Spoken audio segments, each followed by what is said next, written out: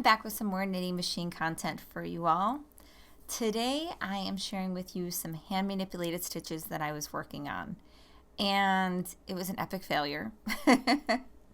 I was trying these things and experimenting and seeing if there was something in these techniques that would inspire some new artwork. Because if you follow my channel, you know that I use my knitting machines to create art.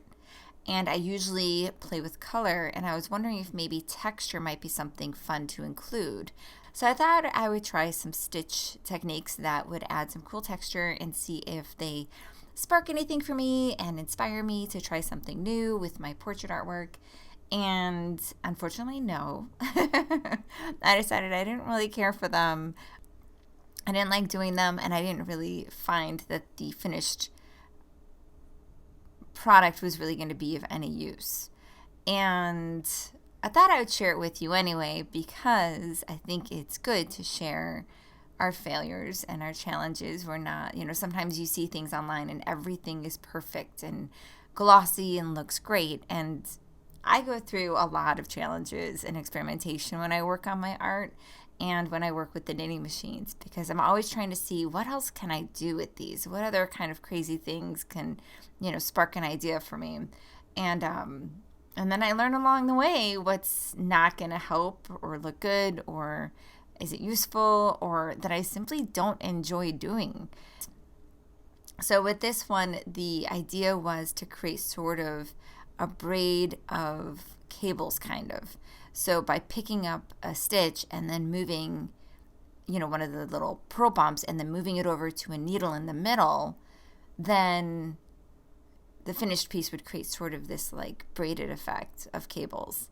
So that's what I was working on. And this turned out better than another sample, a little swatch that I made that included some more stitch manipulation where you were dropping stitches and then picking up the ladders and putting them back on. Oh, and here one of my needles had gotten bent, and so I had to go ahead and straighten that out. So some of the things I didn't like about doing this was I didn't like I said, the finished item and the texture of it I don't think would be something that would be useful to me with my artwork. I think playing with color is really where I need to spend my time.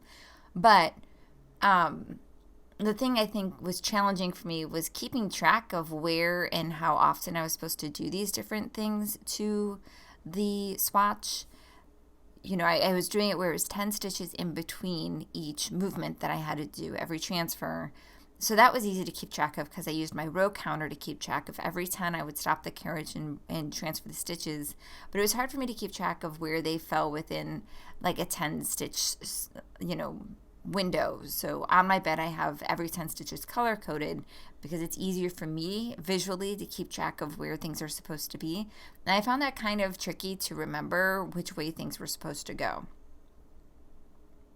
So this next stitch that I'm doing here, so it's a different one on the same swatch because I'm just playing here. I'm just trying stuff out. And I was trying to, the idea was you move 3 stitches over 3 to the right in a couple spots, and then you knit a little, and then you pick up those same 3 stitches in that same location, but then you move them to the left, so you're kind of alternating between right and left with those same 3 stitches.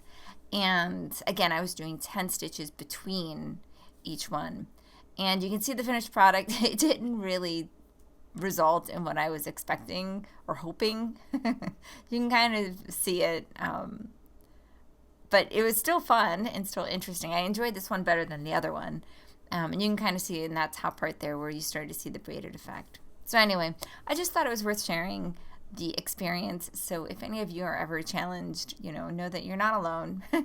We all do when we're trying and experimenting with new things.